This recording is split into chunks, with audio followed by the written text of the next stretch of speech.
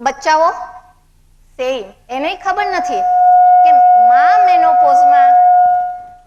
મેનોપોઝમાં આવી છે, એનામાં તાકાત ઓછી થઈ છે, હું એનું થોડુંક કામ મારી જાતે કરું. બચ્ચામાં સમજ નથી. અને એના માટે મેં જે બુક લખી છે એ બુકનું નામ આપ્યું છે મુકેશભાઈ, બેટર નો મેનોપોઝ એટ 20. 50 વર્ષે દોડ્યા અને કલાબેનના ટોકમાં જઈને બેઠા, કાંઈ વળે નહીં. 20 વર્ષે દોડો તો તમને મેનોપોઝ આવે જ નહીં, એટલે કે એની તકલીફ આવે જ નહીં. થાક લાગ્યો, બધાનું કામ કરવાની રીત એકની એક, આખા ફેમિલીની, તમારાથી કામ થાય નહીં એટલે શું થાય? ટેન્શન.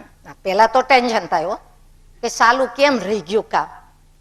હજી અહીંયા ડાઘા છે ને મહેમાન આવશે તો કહેશે કે આ બાઈ તે કેવી છે, પણ અલ્યા ડાઘા રહેવા દે ને, આપણું શરીર જો ને પેલા.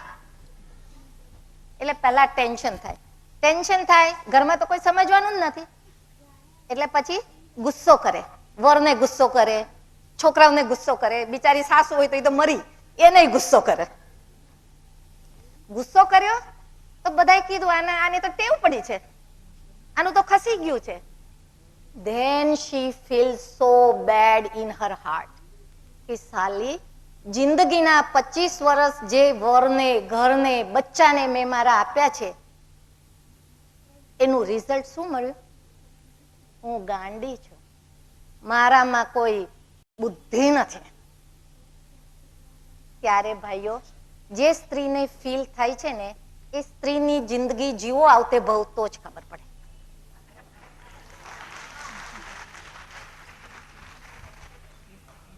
જ્યારે આ અવસ્થા સ્ત્રીને આવે છે, એને કોઈ સમજી નથી શકતું. જ્યારે પોતાનો ધણી જ કહે કે તારામાં બુદ્ધિ નથી, પછી એ ક્યાં જાય? પછી ક્યાં જાય? ડિપ્રેશનમાં. બિચારું ડિપ્રેશન એને એક્સેપ્ટ કરે છે, ઈ ના નથી પાડતું, એટલે ડિપ્રેશનમાં જાય. અને જ્યારે પણ વ્યક્તિ ડિપ્રેશનમાં જાય ને એટલે ખાય બહુ, કારણ કે એમાં જેટલું સુખ એમાં કોઈને કહે જ નહીં કે તું આમ ન કર, એટલે બાપુ થતી જાય મોટી. પછી પેલો અર્ચન કહે કે કેમ કલાબેન જાડા થતા જાઓ છો દાડે દાડે?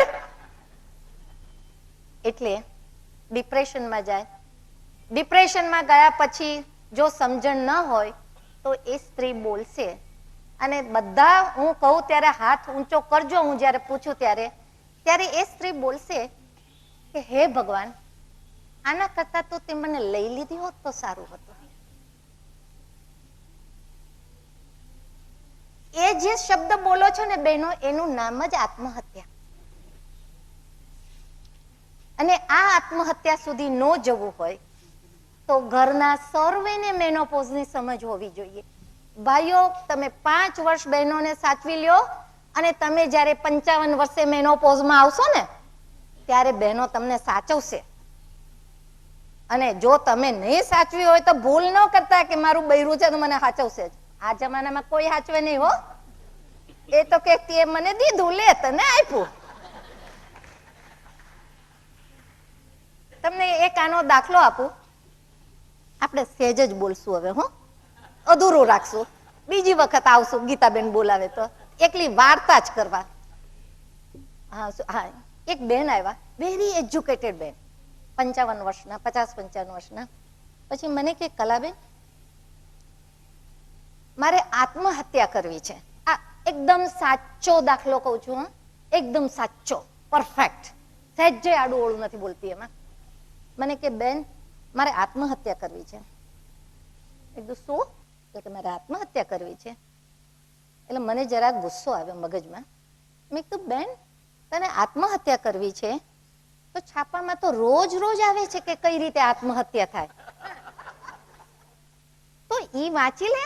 આ કલાબેનના 600-700 એની કન્સલ્ટિંગ ફી શું કામ ભરે છે તું? માટે તું બેન ઘેર પાછી જા. તો કે ના બેન, મારે તો તમારા જ મોઢે સાંભળવું છે. પછી મને થયું કે આને કંઈક વધારે તકલીફ છે. મેં બેસાડ્યા. મેં કીધું શું તકલીફ છે? એટલે કે બેન, આત્મહત્યા તો કરવી જ છે મારે, એ નક્કી છે, પણ મારે કઈ રીતે, સાંભળજો ભાઈઓ, મારે કઈ રીતે હું આત્મહત્યા કરું કે જેથી ગામના લોકો એવું ના કે ફલાણા ભાઈની વહુએ આત્મહત્યા કરી. કારણ કે ફલાણો ભાઈ જજ હતો.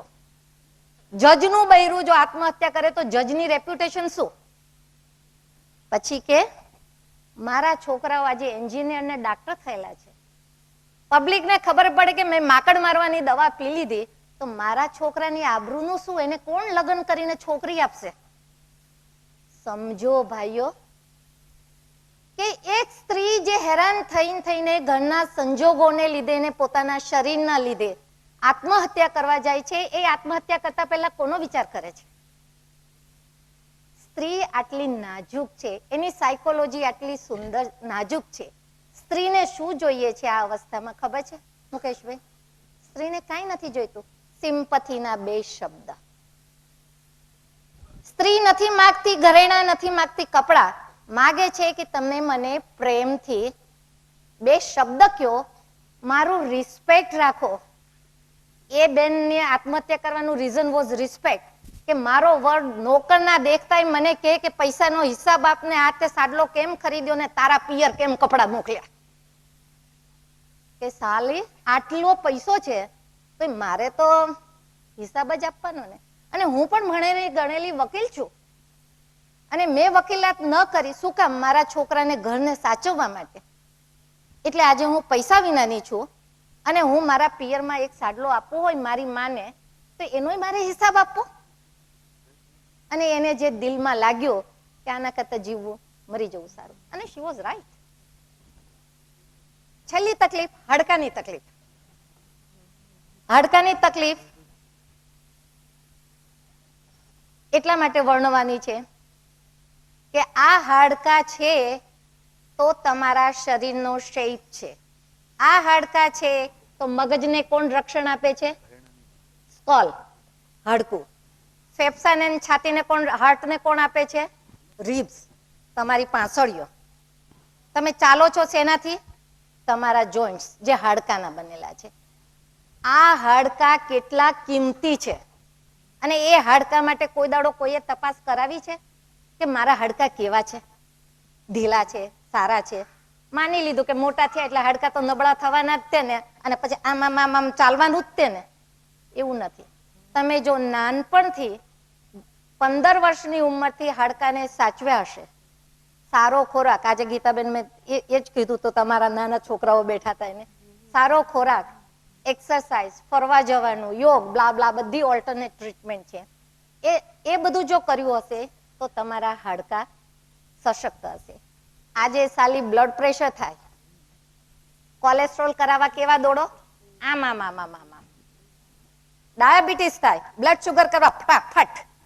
થાઇરોઇડ થાય તો એની તરત થાઇરોઇડની ઇન્વેસ્ટિગેશન કરાવો. તમને ખબર છે ઓસ્ટિયોપોરોસિસ એટલે કે હાડકા નબળા થવા, એની ફ્રીક્વન્સી કેટલી છે? આ બધું બોલી એ બધાને એડ કરો, ઉમેરો, અને જે ટકા આવે એનાથી વધારે ટકા ઓસ્ટિયોપોરોસિસ થાય છે. દુનિયામાં WHO એટલે વર્લ્ડ હેલ્થ ઓર્ગેનાઇઝેશનની ફિગર છે કે 3 કરોડ આદમીઓને ઓસ્ટિયોપોરોસિસ હાડકાની બીમારી છે. અને આપણા દેશમાં કેટલાને ખબર છે? હા, 90% વાત ખરી તમારી.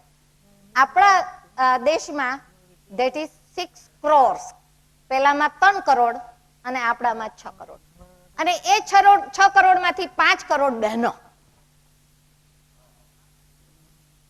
અને એવું કહેવાય છે કે 2025ની સાલમાં 60 વર્ષથી ઉપરની વ્યક્તિઓનું પ્રમાણ કેટલા ટકા છે ખબર છે?